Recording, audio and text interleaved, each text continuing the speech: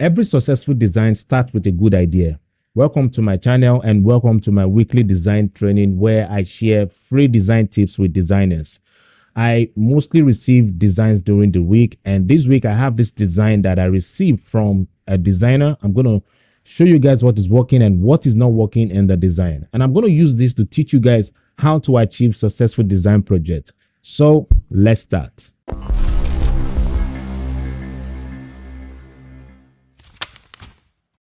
All right. So this is one of the design we received from Ceasar Graphics Empowerment Foundation platform. This project here is not really successful. When the design is created with too many contrasts, the design is going to be boring. The use of elements that are not necessary can affect the success of your design. And when it comes to placing images, we're talking of placing more than one images in your project. Placing them like this can't make the project interesting. All right, we can make the project interesting. You see, when you're placing elements in the design, have this creating a project that is dynamic in mind. How you can achieve a dynamic project is when you play with the elements in your design. There are several ways you can play with the elements in your design. One of the most common style that most designers use to make their project look dynamic is through the use of scale. So whenever you are placing images like this, it's always best to use different scale in order to achieve dynamic layout and also to achieve depth in your project. All right, so I'm going to stop here on this and I'm going to quickly recreate this project and use what I share with you guys to make this project look successful. So I'm going to create a new document by going to File and I'm going to select New. So I'm going to use the Instagram portrait frame here, which is 1080 by 1350, and my resolution is going to be 72. So the reason why I'm using 72 is because I'm not printing this project. So if you are planning to upload this on the internet, all right, or you're planning to upload this on the website, make sure you stick to 72 and make sure your color mode is set to RGB. But if your plan is to print the project, change this to 300 or 400 and make sure your color mode is set to CMYK here. Now, the difference between these two is on the part of the resolution, you'll be able to have less file size with good quality results when you upload it on the internet. All right, and the reason why you need to change your color mode to RGB if the plan is to upload this on the internet or on your social media account is for you to have the exact color you have in your design application when you upload it on the internet. But if the plan is for print, please switch to CMYK.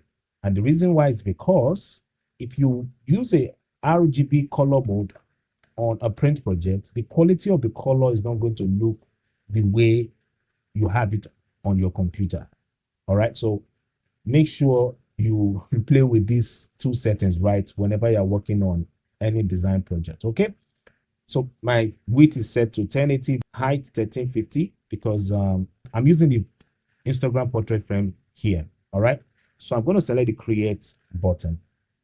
All right, let's start putting things together here. So because I know I have 3 images in the project, I'm going to use a distorted shape to place my images.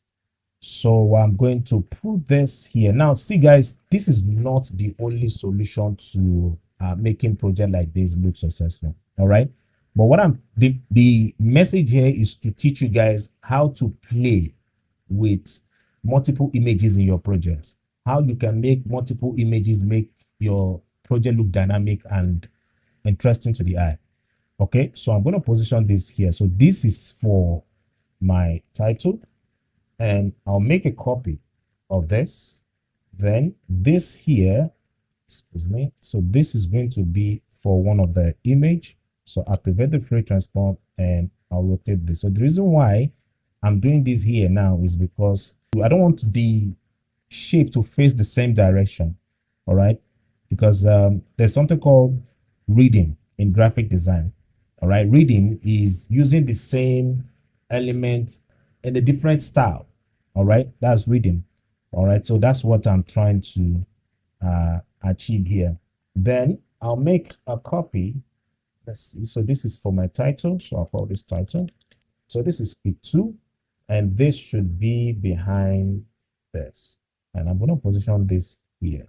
All right. So I'll activate the free transform, right click and say flip horizontal, and this should be smaller. And this is what I was trying to explain to you guys when I mentioned that make sure you make your page dynamic. Now you see that I'm not using the same size for the shapes.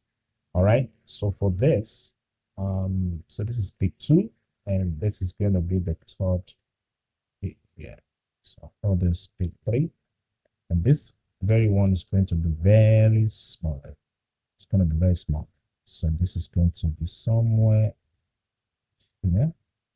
So then let's start placing our images. And there's a trick I want to teach you guys here that I believe if you guys start applying this to your project, trust me, you're going to see yourself achieving successful design. So I'm going to start with this image here. So I'll drag this and drop here. All right. So I'll convert this to a smart object.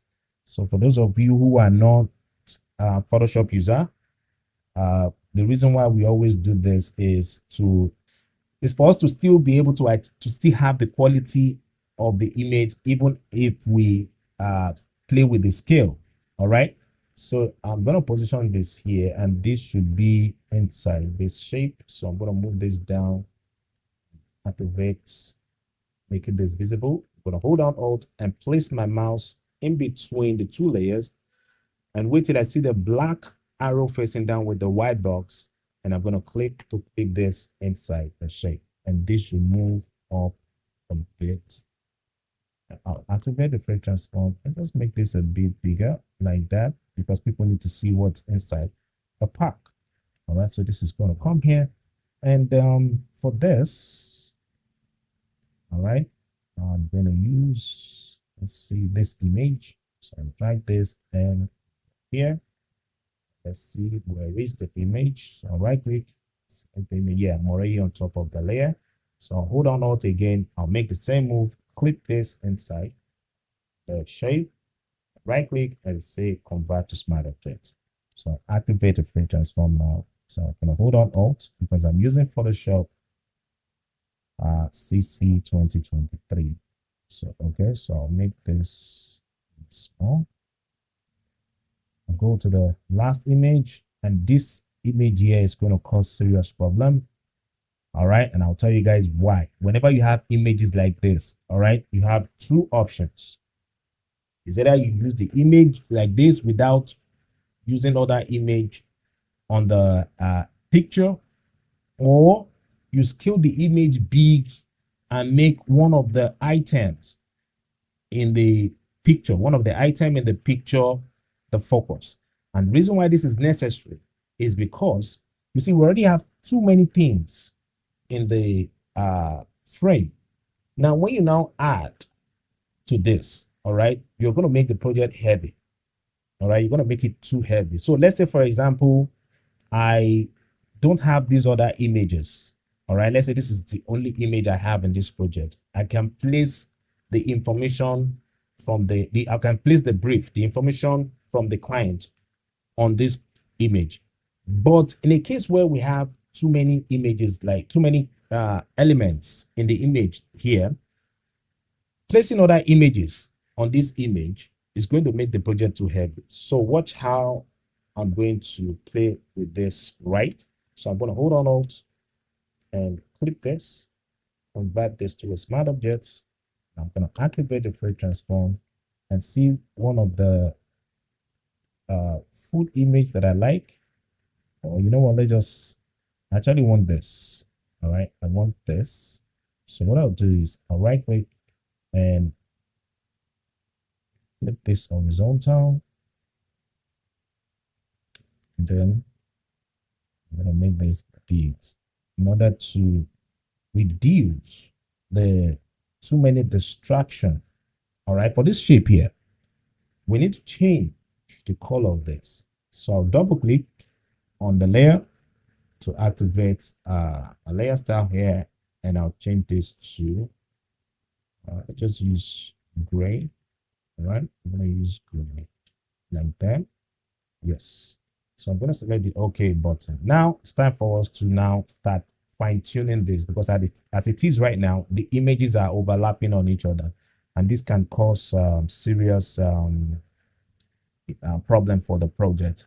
So what I'll do is I'm going to start with this image. So I'll right click and select the shape. All right, I'll hold on and click on the thumbnail of the shape, and I'll go to select here, so select menu, select modify, and say expand. And I'll make my expand setting here 18, and I'm going to say okay. Then I'm going to select this title shape here, and I'll hold on Alt and crop that shape out like that. All right.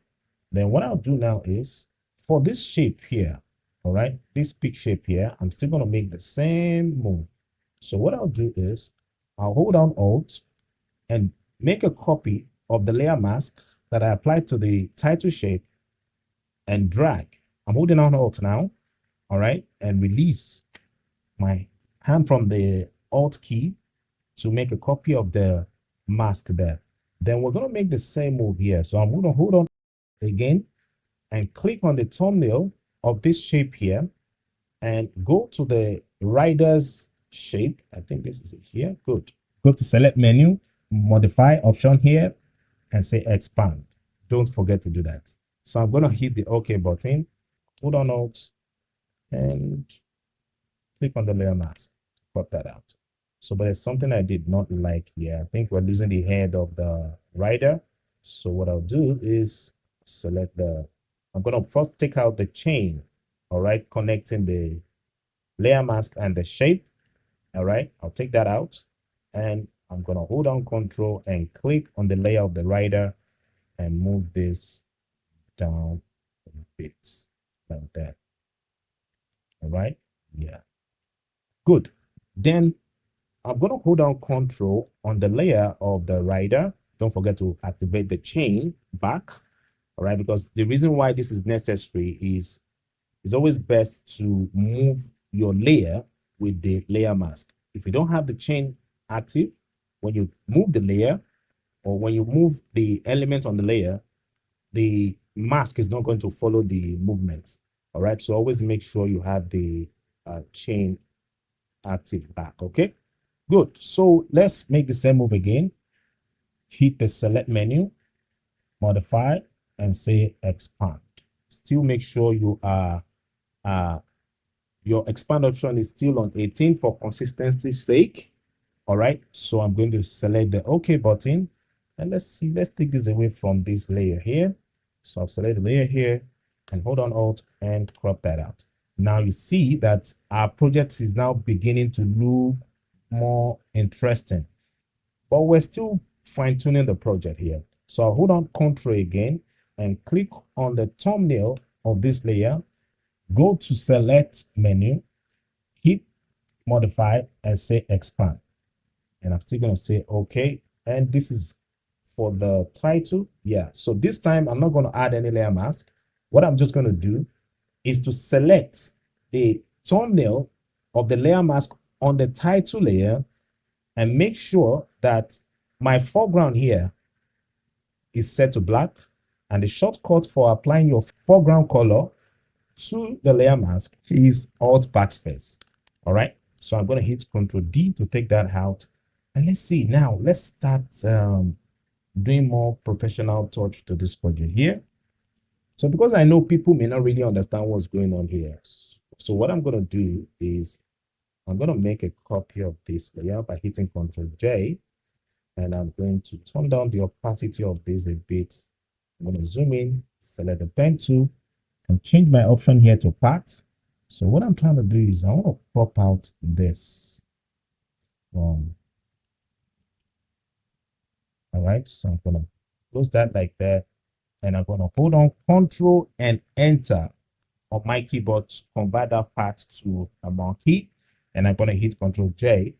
Then we're gonna delete this and make this visible like that. So let's see.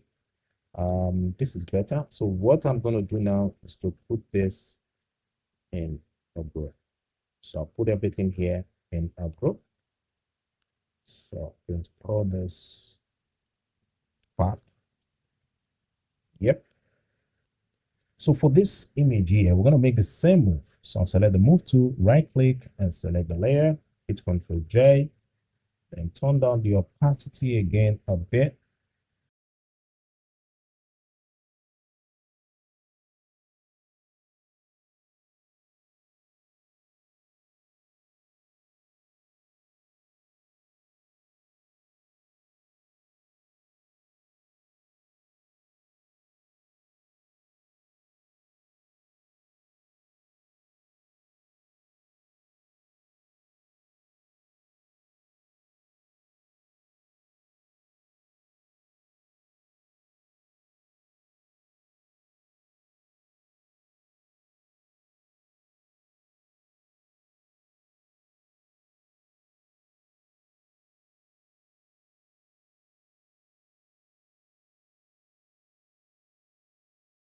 So for the title shape, let's just leave this like this. Let's give it life. So I'm going to hold down Alt and sample the color from the shape, create a new layer and call this glow. All right. Then select the brush tool. Make sure you are on the soft round brush when doing this. So I'm going to increase my brush size and just click once and activate levels with Control L. And I'm going to move this out a bit like that. Right. Good. Then I'll activate the free transform and make this big and position this somewhere here. Right now, simple moves like this goes a long way. So I'm going to hold on Control and click on the thumbnail of the title shape here. So I'm just going to click. I'm going to click on the layer mask icon to crop that shape out. Now, the next thing we're going to do is to paste our information. All right. I'm going to paste our text now. So I'm going to start with the title. So we get calls a lot from folks who are looking forward to learn design, but can't afford to pay for design school. So we decided to start a foundation where we can be a blessing to these people.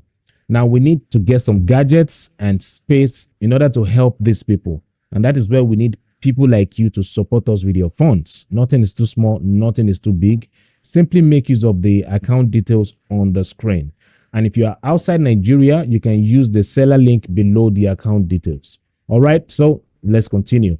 And I'll change the color of this to just use red. All right, I'm still going to use the red from the original design. Let's use red here. Hit the OK button and change the character to, I'm still using that soulmate character that I gave you guys last week. But don't worry, I'm still going to drop the link. Still going to drop the link to where you can get this character in the description section of this video. So I'll activate the free transform and make this bigger. Position this here. All right. Yeah, so let's give this that phone friendly look. So I'm going to create a new layer again and call this glow. Then I'm going to use the orange color from the original design. So I'm going to apply the glow there and hold down Alt and clip this to the title.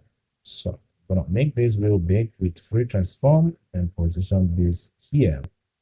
Okay, so when you are working on a project like this that you know you have too many images, the type of character you use in the project matters. The reason why I decided to make this handwriting character this bold is because I really need to make it draw attention. So if I still use the same character on the title with this size that you're looking at here in my screen or on your screen, it's going to be difficult for the viewers to see. So what I'm going to do now is to use a character that is easy to read in order to help my viewers find it easy to access the information in the project. So I'll change this to sentence case. So we care. All right.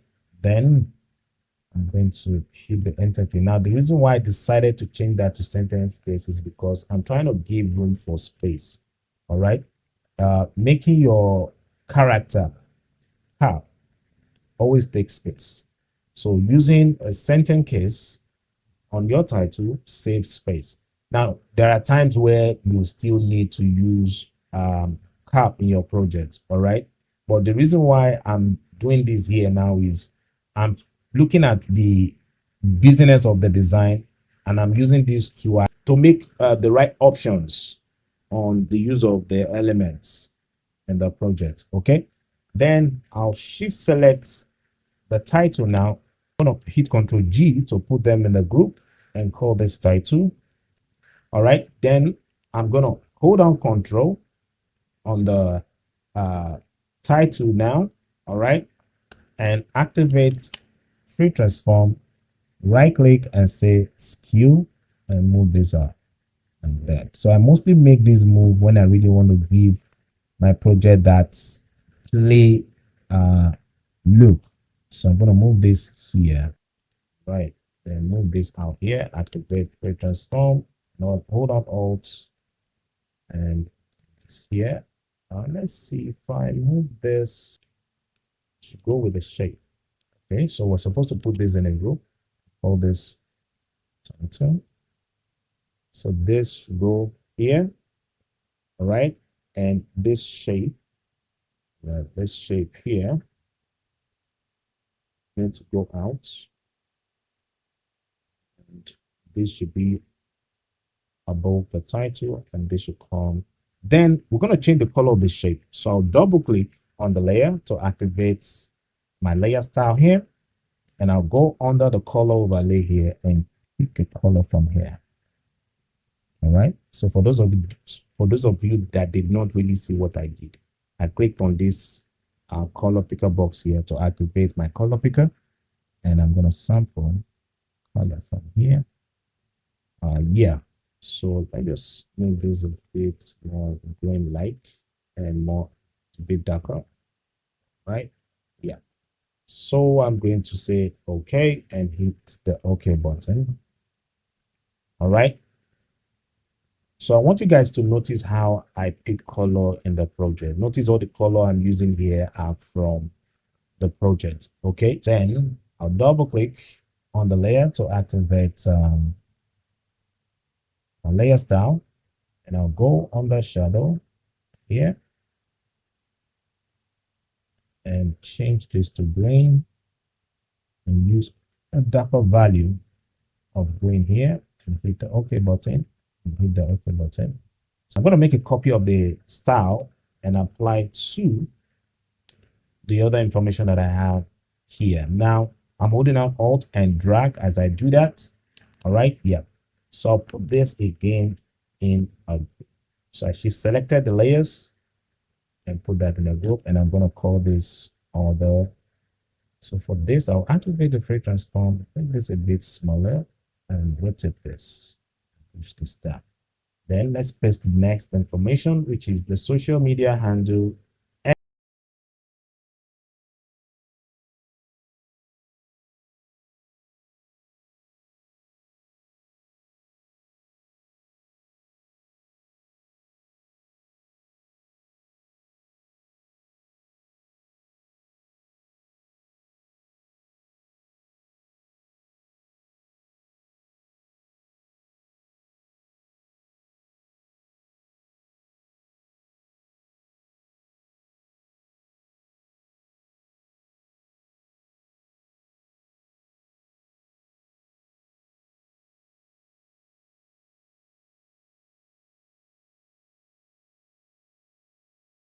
So I don't move this down a bit, like so. Then for this glow here, I'm seeing something that I'm not supposed to see. I'll select the brush tool and make sure my foreground here is set to black, and I'm going to take out that glue from this side. I'm talking of the glow from this shape here. I'm seeing the effect of that glue here, and I don't want that. All right. Yes. All right. So, but before I go, there's something I love that this designer did here, which is the hiding of this logo. So people want to know it's not from the brand.